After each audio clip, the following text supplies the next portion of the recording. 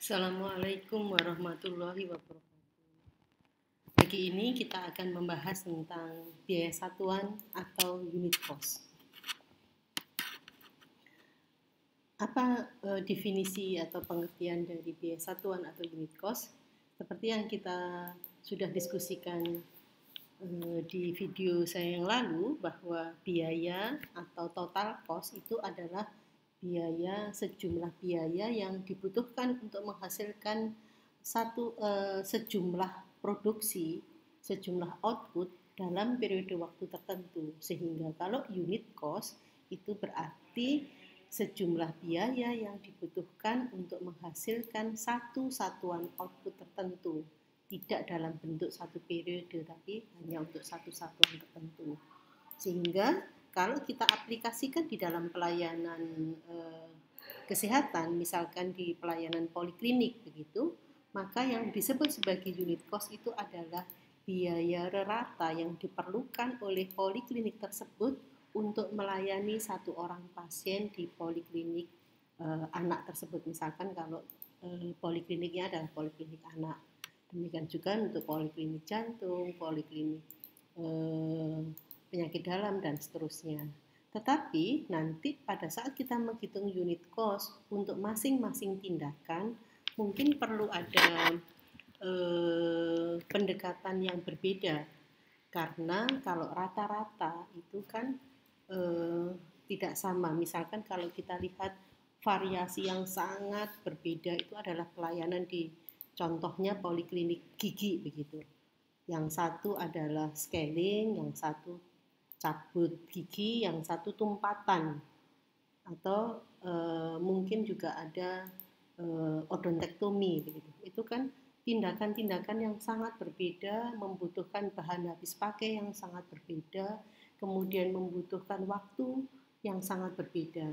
Sehingga unit cost untuk cabut gigi pasti sangat berbeda dengan unit cost untuk scaling, berbeda dengan unit cost untuk tumpatan, berbeda untuk unit cost untuk odontektomi.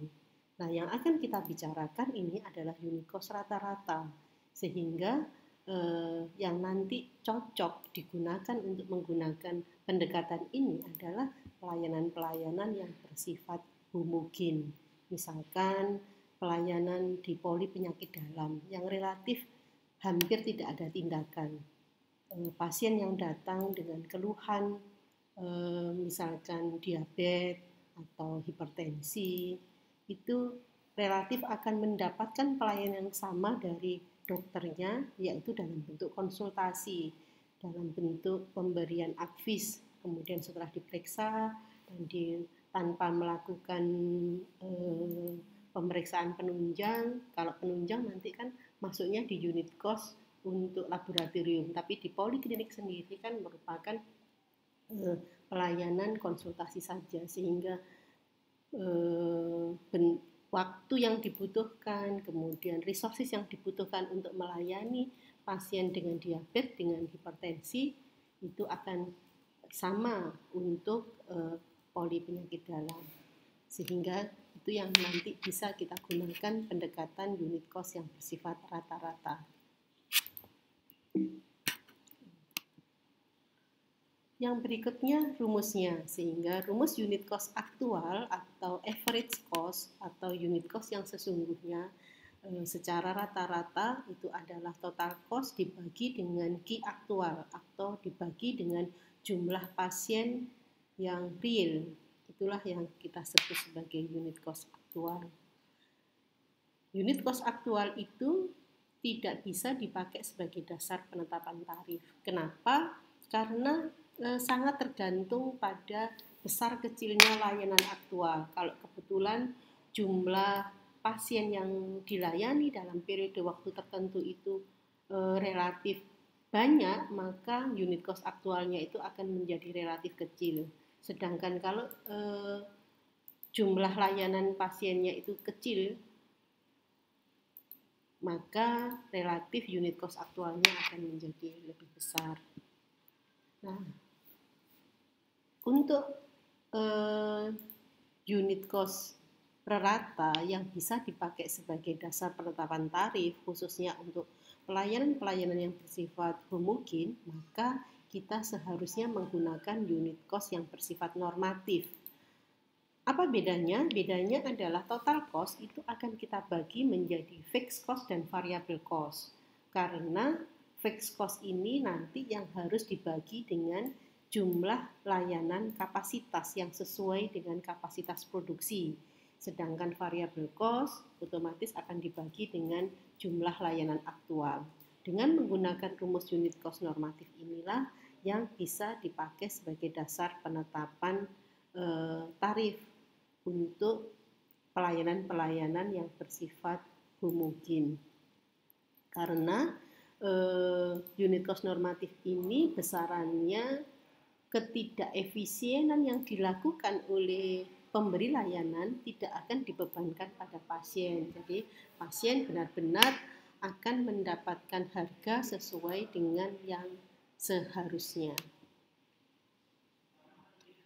Nah, seperti yang saya sampaikan tadi bahwa metode perhitungan unit cost yang tadi saya sampaikan itu yang menggunakan metode unit cost yang bersifat rata, sehingga dia menggunakan metode full costing. Tetapi untuk pelayanan-pelayanan yang bersifat heterogen, misalkan hampir seluruh pelayanan di rumah sakit itu lebih banyak yang heterogen, misalkan kayak polidiki, kemudian nanti di radiologi, jenis layanannya atau tindakan-tindakannya itu antara tindakan satu dengan tindakan lain dalam satu unit kerja itu membutuhkan resources yang sangat berbeda-beda, sehingga kita perlu melakukan pendekatan perhitungan unit cost misalkan dengan differential costing atau metode distribusi, apakah single distribusi atau double distribusi, atau yang terakhir yang sekarang sering dipakai sebagai dasar untuk perhitungan unit cost adalah activity based costing. Di dalam kesempatan lain kita nanti akan membahas tentang bagaimana melakukan proses distribusi biaya dengan double distribusi maupun dengan activity based costing. Itu yang bisa saya sampaikan. Mudah-mudahan kita bisa mengimplementasikan perhitungan unit cost ini. Nanti secara lebih jelas akan kita lakukan pelatihan-pelatihan untuk perhitungan double distribusi dan activity based costing. Terima kasih. Assalamualaikum warahmatullahi wabarakatuh.